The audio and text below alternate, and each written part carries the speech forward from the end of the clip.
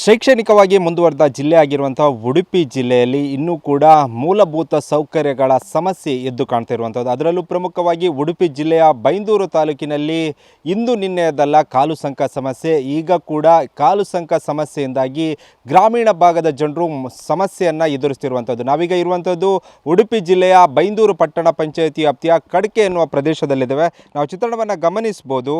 ಇದು ಕೇವಲ ಅಂದರೆ ಒಂದು ನೋಡಲಿಕ್ಕೆ ಒಂದು ಕಾಲು ಸಂಕದ ಥರ ಇದ್ದರೆ, ಆದರೆ ಇದು ತುಂಬಾ ಅಪಾಯಕ್ಕೆ ಆಹ್ವಾನ ನೀಡುವಂಥ ಕಾಲು ಸಂಕ ಆಗಿರುವಂಥದ್ದು. ಅಂದರೆ ಸಾಕಷ್ಟು, ಅಂದರೆ ಸುಮಾರು 15 ವರ್ಷಗಳಿಂದ ಇದೇ ಒಂದು ಕಾಲು ಸಂಕದ ಮುಖಾಂತರವಾಗಿ ಇಲ್ಲಿಯ ಸುಮಾರು, ಅಂದರೆ ಕಡಕೆ ಪ್ರದೇಶದ ಸುಮಾರು 30ಕ್ಕೂ ಅಧಿಕ ಮನೆಯ ನಿವಾಸಿಗಳೇನಿದ್ದಾರೆ ಇದೇ ಒಂದು ಕಾಲು ಸಂಕದ ಮೂಲಕ ಹೋಗಬೇಕಾದಂಥ ಪರಿಸ್ಥಿತಿ ಇರುವಂಥದ್ದು ನಾವಿಲ್ಲಿ ಗಮನಿಸ್ತಿದ್ದೇವೆ. ಇದು ತುಂಡಾದಂಥ ಕಾಲು ಸಂಕ. ಇದೇ ಕಾಲು ಸಂಕವನ್ನು ದುರಸ್ತಿ ಮಾಡಿ ಈ ಭಾಗದ ಜನರು ಇದೇ ಒಂದು ಕಾಲು ಸಂಕದ ಮೂಲಕ ಒಂದು ಕಡೆಯಿಂದ ಮತ್ತೊಂದು ಕಡೆಗೆ, ಅಂದರೆ ನಗರ ಪ್ರದೇಶಕ್ಕೆ ಹೋಗಬೇಕಾದಂಥ ಪರಿಸ್ಥಿತಿ ಇರುವಂಥದ್ದು. ಅಂದರೆ ಈ ಒಂದು ಬದಲಿ ಮಾರ್ಗ ಅಂದರೆ ಸುಮಾರು ಅಂದರೆ ದೂರ ಇದೆ, ಕಿಲೋಮೀಟ್ರ್ ಸುಮಾರು 2ರಿಂದ 3 ಕಿಲೋಮೀಟ್ರ್ ದೂರ ಸುತ್ತುವರೆದು ಬರಬೇಕಾಗಿದೆ. 500 ರೂಪಾಯಿಯನ್ನು ಖರ್ಚು ಮಾಡಿ ಈ ಒಂದು ಪ್ರದೇಶಕ್ಕೆ ಬರಬೇಕಾದಂಥ ಪರಿಸ್ಥಿತಿ ಇರುವಂಥದ್ದು.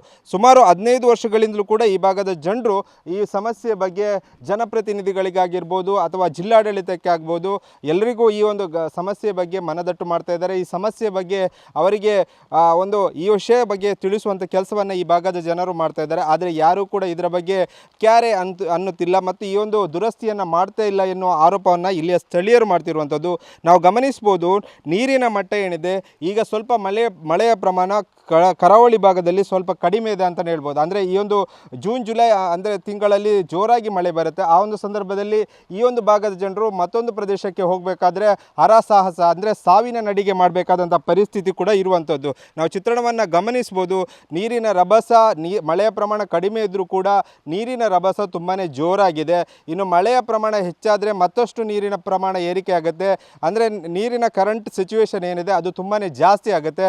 ಆ ಒಂದು ಸಂದರ್ಭದಲ್ಲಿ ಏನಾದರೂ ಈ ಒಂದು ಕಾಲು ಸಂಕ ತುಂಡಾದರೆ ಮತ್ತಷ್ಟು ಸಮಸ್ಯೆ ಆಗುವ ಸಾಧ್ಯತೆ ಇರುವಂಥದ್ದು.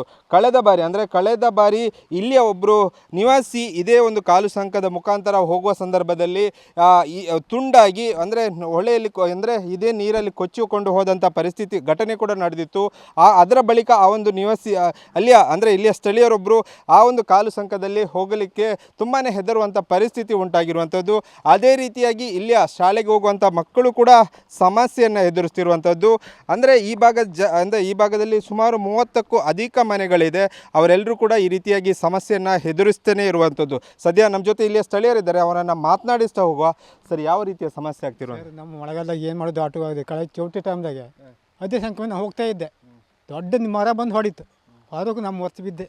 ಅಲ್ಲಿ ಕೆಲವು ಮ್ಯಾನ್ ಬಂದೆ, ಮನೇಲಿ ನಾವು ಒಬ್ಬನೇ ದಾಯಿಸ, ಅವರೆಲ್ಲ ದೇವಸ್ಥಾನಕ್ಕೆ ಹೋಗಿರೋ, ಒಬ್ಬನೇ ಇದ್ದೆ. ಬಂದು ಕಡೆ ಮ್ಯಾನ್ ಹೋಗಿ ಮುಂದಿರ್ಕೆ ಮ್ಯಾನ್ ಹತ್ತಿರ ಬಂದೆ. ಕಡೆ ಏನು ಮಾಡೋದು, ನಾವು ಹಾಕೋಕ್ಕಾಗಲಿಲ್ಲ. ಕಡೆ ಇದ್ರೆ ಹೋಗಿ ಒಂದು 7 ಕಿಲೋಮೀಟ್ರ್ ಹೊರಗೋಗಿ ಆ ಚೌಕಂದ ಅವ್ರ ಹತ್ರ ಹೇಳ್ಕೊ ಬಂದೇನೆ. ಕಡೆ ಬಂದು ನೋಡ್ರೆ ಪೂರ ಬಳಿಕ ಹೋಯ್ತು. ಕಡೆ ಮಾರನೇ ದಿವಸ ಬಂದು ಮನೆಗೆ ಬಂದು ಭೇಟಿ ಆದ್ದು. ಅಂದರೆ ಯಾವ ರೀತಿಯ ಸಮಸ್ಯೆ ಆಗೋದು? ಎಷ್ಟು ವರ್ಷದಿಂದ ಈ ರೀತಿ? 15 ವರ್ಷದಿಂದ ಈಚೆ ಹಂಗಾಗೋದು ಸರ್. ಯಾರು ಕೂಡ ಇಲ್ಲಿ ಭೇಟಿ ಎಲ್ಲ ಹೇಳಕ್ಕೆ ಬರ್ತೇನೆ, ನಾನು ನೋಡ್ಕೋತೇನೆ ಅದು ನೋಡ್ಕೊ ಹೋಗಾರೆ ಬಂದು. ಯಾರು ಮತ್ತೆ ಓಟ್ ಆಗೋರು ಎಷ್ಟೇ ಬಂದು ಹೇಳೋದು, ಕಡೆ ಯಾರು ಬರೋದಿಲ್ಲ. ಬರೀ ನಮ್ಮ ಸಮಸ್ಯೆ ನಾವೇ ಆಗದೆ ಬರೀ 7 ಮರ ಹಾಕಿದೆ, ಅದು ಬಳಿಕ ಹೋಯ್ತು. ಕಡೆಗೆ ಕಳಸ ಬೇರೆ ಹತ್ತಿರ ದುಡ್ಡು ಕೊಡ್ತಾ ಕಂಬ ತಂದಾಕಿದೆ, 2 ಕಂಬ ತಂದಾಕಿದೆ. ಒಂದು ಬೆಂಡಾಗ ಹೋಯ್ತು, ಕಳಸ 3 ಬಂಗು ನೆರೆ ಬಂದು ಕೊಟ್ಟು ಹೊಡ್ತು. ಅದರಿಂದ ಸಮಸ್ಯೆ ಭಾರಿ ತೊಂದರೆ ಆಗ್ತಿತ್ತು. ಮಕ್ಕಳು ಶಾಲೆ ಹೋಗಿ ಬಿಟ್ಟು ಬರ್ಬೇಕು ನಾವು. ಏನು ಜನಪ್ರತಿನಿಧಿಗಳಿಂದ ಏನು ಆಗ್ರಹ ಮಾಡ್ತೀವಿ? ಏನೇನೂ ಆಗೋದಿಲ್ಲ ನಮಗೆ ಏನು ಬೇಕು? ಕಾಲು ಸಂಖ್ಯೆ ಬೇಕು ನಮಗೆ. ಕಾಲು ಸಂಖ್ಯೆ ನಮ್ಗೆ ಬೇಕೇ ಬೇಕು. ನಮಗೆ ಇಲ್ಲದಿದ್ದರೆ ಸಮಸ್ಯೆ ಆಗೋದೇ. ಹೌದು, ಮಳೆ ಸ್ಟಾರ್ಟ್ ಆಗಿಲ್ಲ. ಇಟ್ಟು ವರ್ಷ ಸುಮಾರು ನೀರು ಬರ್ತಿತ್ತು, ಇವತ್ತು ನೀರೇ ಇಲ್ಲ. ಇವತ್ತು ಮಳೆ ಬಂತಂದ್ರೆ ಬತ್ತು ಜಾಸ್ತಿ ಆಗುತ್ತೆ, ದಾಟೋಕೆ ಆಗೋದಿಲ್ಲ.